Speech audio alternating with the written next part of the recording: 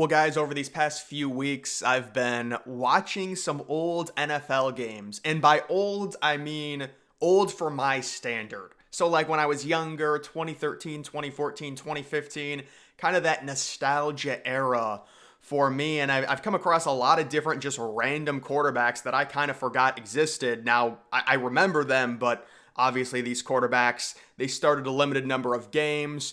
Maybe they were first round busts. Maybe they were late round QBs that were backups through most of their career. But I did want to go through a few because I thought it would be a fun activity to do this. And the first quarterback is Zach Mettenberger, originally at LSU.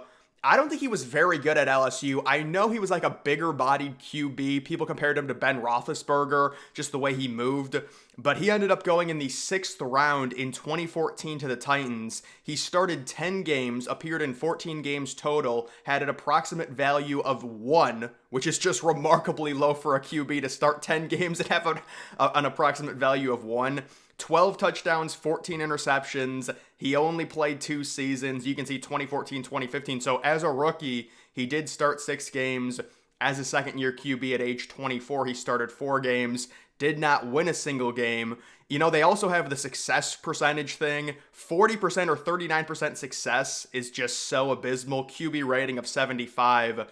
Zach Mettenberger, he is kind of like a significantly worse version of Ben Roethlisberger based on just his body type. And I do remember back in like 2012, 2013, people thinking he could have developed into like a first or a second round pick based on his arm and how big he was. But obviously he ended up being a 6th round pick. You can't even call him a bust considering the fact that he was a 6th round pick. It is interesting that he started 6 games as a rookie as a 6th round pick. That's very rare.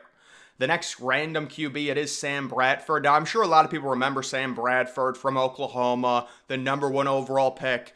Interesting little story with Sam Bradford. I believe he was the last number 1 overall pick to get those mega rookie contracts where he got like $64 million in guaranteed money because the rookie contracts were just so ridiculous back. And you can see in 2010, drafted number 1 overall, the then St. Louis Rams picking him.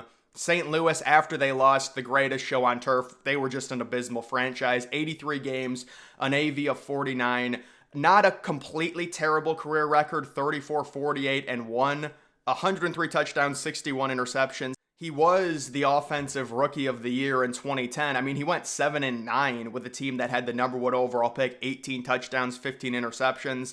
I guess it's not terrible, and he did start for St. Louis for several years, ended up going to Philadelphia after, I think he was injured in 2014. He goes to Philadelphia, doesn't play terrible there, 7-7, goes to Minnesota, starts there for a season, and then starts 2 games in 2017, goes 2-0, and then ends up finishing his career in Arizona. Yes, Sam Bradford did play for the Cardinals. 3 games, he was 0-3, and just kind of a fun quarterback to look back on. The next random QB, it is Paxton Lynch. I gotta be honest, Paxton Lynch can make the argument that he was never given a chance. I mean, how bad do you have to be as a first round pick to have 5 games in your career? He started 4 of them as a first round pick, 26th overall. So he was like a late first rounder. Denver traded up for him in 2016 from Memphis. He did put up big numbers in the American Conference, but you got to be careful with these quarterbacks from Group of 5 conferences.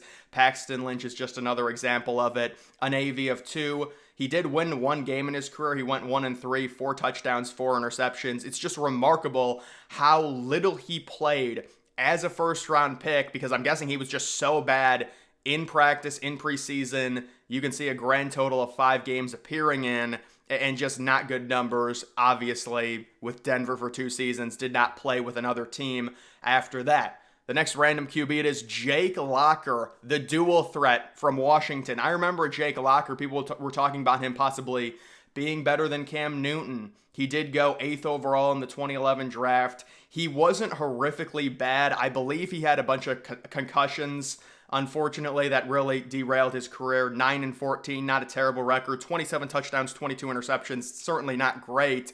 But again, he was kind of a dual threat QB. As a rookie, only played in 5 games, didn't start any games.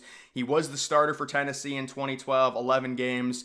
got injured in 2013. I mean, he was injured throughout basically his entire career. He did not have a full season ever, and his numbers were kind of just middling, but he's just the perfect example of a forgotten QB that no one remembers because of the injury issues, his career ending early. He was drafted 8th overall. The next random QB is Mike Glennon. So Mike Glennon, 40 total games, a beautiful 6-25 record, 47 touchdowns, 35 interceptions. I remember Mike Glennon. His best year was his rookie year in 2013. He went 4-9, but as a rookie, 19 touchdowns, 9 interceptions. That's very respectable. That was with Tampa Bay. He played with Tampa Bay for 3 years, ended up going to Chicago for a year, started 4 games there, went 1-3. Played with Arizona as a backup, it looks like. Oakland started a few games with Jacksonville in 2020. I guess 5 games, went 0-5. And then also with the New York Giants going 0-4 in 2021. And at this point, he is not in the NFL. So Mike Glennon, just another random quarterback. The next one, it is EJ Manuel, who was drafted in the first round by the Buffalo Bills in 2013. This is when the Bills could not find a quarterback to save their life. 30 total games. He went 6-12, 20 touchdowns, 16 interceptions. He was kind of a dual threat out of FSU. You can see his career. I mean, as a rookie, he started 10 games, went 4-6. I guess that's not horrible. He did have 11 touchdowns, 9 interceptions, not great. Success rate of only 40%.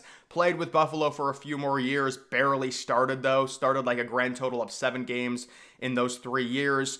I guess his rookie contract ran out. He went to Oakland and did start 1 game with the Raiders in 2017, going 0-1. Kind of interesting. He played with the Raiders. I do not remember that. The next QB, this is probably one of the worst quarterbacks in NFL history. It is Ryan Lindley. So he played in 10 games. He started 6 games. He had an approximate value of -4, 3 touchdowns, 11 interceptions. I do remember him, like, I want to say 2013, 2014 with the Cardinals.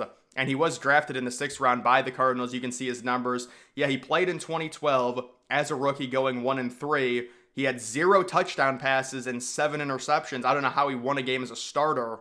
A success rate of 30%. And then he didn't play at all his sophomore year, his second year. Played in 2014, started 2 games. Ended up going to Indianapolis. I guess he appeared in a game, threw a touchdown pass, went 6 of 10. Good for him. But yeah, Ryan Lindley was a horrible, horrible quarterback. The next random quarterback, it is Connor Shaw. Interesting career for Connor Shaw. I remember him at South Carolina as kind of a gamer. He was certainly a smaller QB, 6 foot, coming from South Carolina, drafted. Oh wait, he was an undrafted free agent for the Browns, yeah. So he played 1 game. He started 1 game his rookie year. It was the last game of the season for the Browns during one of their horrible years where, of course, they're outside. You know, they get eliminated from the playoffs in week 10, and he ended up starting in week 17. That was the only game he appeared in his life in the NFL. What a weird career. You're an undrafted free agent. You sign on with the Browns. You play a game as a rookie, the last game of the season, and then you do not appear in another NFL game, even as a backup or anything. So just kind of an interesting career there. And then the final QB I'm going to be looking at it is Thad Lewis. 7 total games, an AV of 3. I don't remember Thad Lewis starting 6 games. He had another situation similar to Connor Shaw where he started the last game of the season for the Browns in 2012. I think it was against the Steelers. It wasn't a horrible game. I mean, he went 22 of 32, but then he did start 5 games with the Bills in 2013, going 2-3. So not terrible, but Thad Lewis, just another forgotten QB when it comes to the NFL. But guys, that is going to do it for this video. Make sure you follow me on X. Link to that's always in the description.